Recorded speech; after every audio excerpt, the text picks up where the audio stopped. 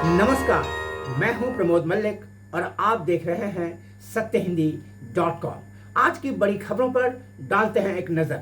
पश्चिम बंगाल सरकार ने supreme court को दिए एक हलफनामे में कहा है कि केंद्र कोरोना टीका खरीदे और सभी राज्य सरकारों को मुफ्त दे। ममता बनर्जी सरकार ने सर्वोच्च अदालत से कहा है कि राज्य सरकारों को इसके लिए बाध्य नहीं किया जाना चाहिए कि वे टीका उत्पादकों से खुद कीमत तय करें और उनसे खरीदें। ऐसा हुआ तो पहले से ही बदहाल राज्यों की स्वास्थ्य सेवाएं और चरमरा जाएंगी। सुप्रीम कोर्ट ने इसके पहले ही कहा था कि पहली नज़र में ऐसा लगता है कि राज्यों को टीका खरीदने के लिए कहना संविधान के अनुच्छेद 21 का उल्लंघन है। ममता बनर्जी ने यह भी कहा कि देश के हर नागरिक को धर्म, जाति, लिंग, स्थान वगैरह के भेदभाव किए बिना कोरोना टीका मिलना चाहिए और वह भी मुफ्त। केंद्र सरकार के शीर्ष वैज्ञानिक सलाहकार ने कहा है कि यदि ज़रूरी कदम उठाए गए तो भारत कोरोना वायरस की तीसरी लहर को चकमा देने में सफल हो सकता है। डॉक्टर के विजय राघवन ने कोरोना संक्रमण की तीसरी लहर की चेतावनी देने के 2 दिन बाद शुक्रवार को ये बात कही। उन्होंने कहा, यदि हमने कठोर कदम उठाए तो कोरोना की तीसरी लहर सभी स्थानों पर या कहीं भी नहीं आएगी।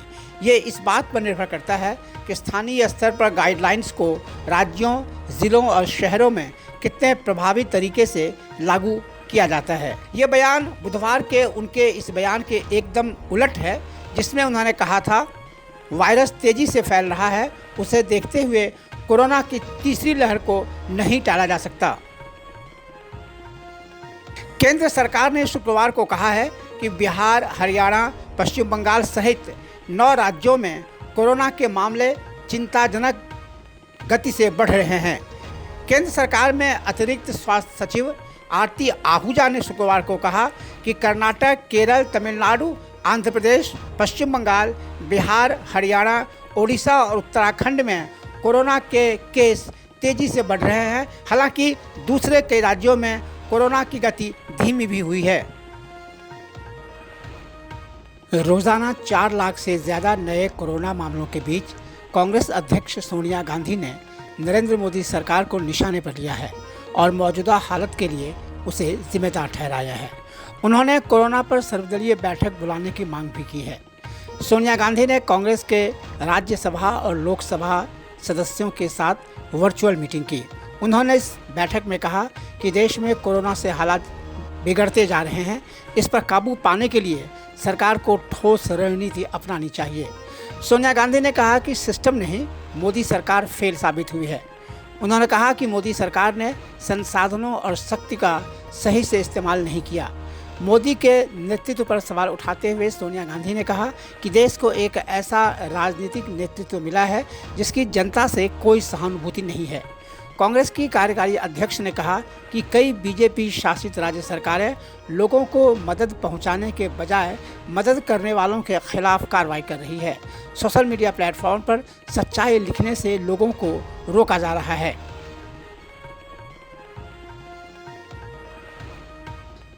एक दूसरे घटनाक्रम में कांग्रेस नेता राहुल गांधी ने प्रधानमंत्री नरेंद्र मोदी को चिट्ठी लिखकर कहा है कि सरकार की विफलता के कारण देश एक बार फिर लॉकडाउन के मुहाने पर पहुंच गया है। कांग्रेस की इस पूर्व अध्यक्ष ने आरोप लगाया कि केंद्र सरकार के पास कोई कोरोना टीकाकरण नीति नहीं है। सरकार ने उसी समय इस महामारी पर विजय पाने का ऐलान कर दिया था जब यह वायरस फैल रहा था। उन्होंने प्रधानमंत्री को सुझाव दिया कि इस वायरस एवं इसके विभिन्न स्वरूपों यानी वेरिएंट्स के बारे में वैज्ञानिक तरीके से पता लगाया जाए। सभी नए म्यूटेशन के खिलाफ टीकों के असर का आकलन किया जाए और सभी लोगों को तेजी से टीका लगाया जाए। कांग्रेस नेता ने प्रधानमंत्री से आग्रह किया कि कमज़ोर तबके के लोगों को वित्तीय मदद और आर्थिक खाद्य सामग्री उपलब्ध कराई जाए ताकि लॉकडाउन के कारण गरीबों को उस पीड़ा को न झेलना पड़े जो उन्हें पिछले साल के लॉकडाउन के समय झेलनी पड़ी थी। केंद्र सरकार ने कोरोना संकट को देखते हुए अपने कर्मचारियों को कई राहतें देने का ऐलान किया है। उसने गुरुवार को एक नया मेमोरेंडम जारी कर दिया जिसमें कर्मचारियों को उपस्थिति के नियमों में कई छूट दी गई हैं। अब पहले से ज़्यादा कर्मचारियों को वर्क फ्रॉम होम यानी घर से काम करने का विकल्प दिया गया है।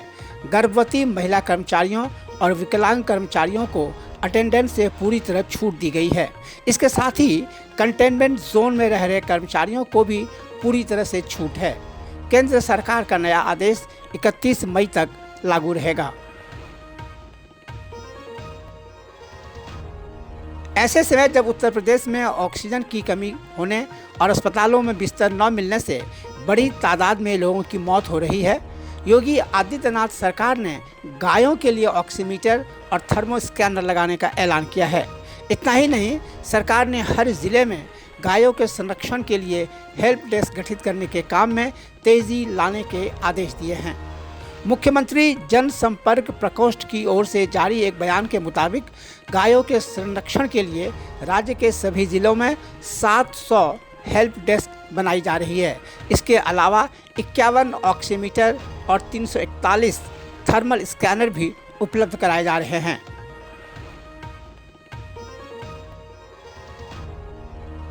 पांच राज्यों में चुनाव खत्म होते ही पेट्रोल डीजल की कीमतें बढ़ने लगी और अब बढ़ती ही जा रही हैं।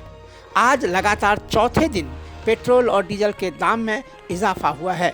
शुक्रवार को राजस्थान के श्री गंगानगर में पेट्रोल 102 रुपये प्रति लीटर के भी पार चला गया। वहीं मध्य प्रदेश के अनूपपुरा में 102 रुपये से 14 पैसे कम रहा, जबकि महाराष्ट्र के परभनी में ये 99 रुपये 95 पैसे प्रति लीटर पर पहुंच चुका है। इस साल ये दूसरा मौका है जब देश के कुछ हिस्सों में पेट्रोल का दाम 100 रुपये प्रति लीटर से ऊपर निकल गया। इससे पहले फरवरी मध्य में पेट्रोल का दाम इस आंकड़े से ऊपर निकला था। पेट्रोल व डीजल के दाम में एक्साइज ड्यूटी, डीलर कमीशन और अन्य चीज़ें जोड़ने के बाद इसका दाम लगभग दोगुना हो जाता है। सुप्रीम कोर्ट ने कर्नाटक हाई कोर्ट के उस फैसले पर रोक लगाने से इनकार कर दिया है जिसमें केंद्र से कहा गया है कि वह कर्नाटक को रोज़ाना 1200 मीट्रिक टन ऑक्सीजन दे। सुप्रीम कोर्ट के जज जस्टिस DY चंद्रचूड़ ने कहा, हम कर्नाटक हाई कोर्ट के आदेश में दखल नहीं देंगे। 3,95,000 कोरोना मामलों पर कर्नाटक के अनुसार उसे 1700 मीट्रिक टन ऑक्सीजन की आवश्यकता है। न्यूनतम आवश्यकता 1100 मीट्रिक टन है। केंद्र ने इस पर दलील दी कि हमें पहले ही 700 मीट्रिक टन ऑक्सीजन दिल्ली को देने को कहा गया है, यह हमें कहाँ ले जा रहा है। इस पर सुप्रीम कोर्ट ने कहा, हम साफ करना चाहते हैं कि अगले आदेशों तक आपको 700 मीट्रिक टन ऑक्सीजन रोज़ाना दिल्ली को देनी ही होगी। कृपया हमें ऐसी स्थिति में न ले जाएं जहां हमें सरकार के खिलाफ कठोर कार्रवाई करनी पड़े। अब तक की बड़ी खबरें, देश और दुनिया की दूसरी खबरों के लिए देखते रहिए सत्यहिंदी.com। सत्य हिंदी का ऐप डाउनलोड करें गूगल प्ले स्टोर पर।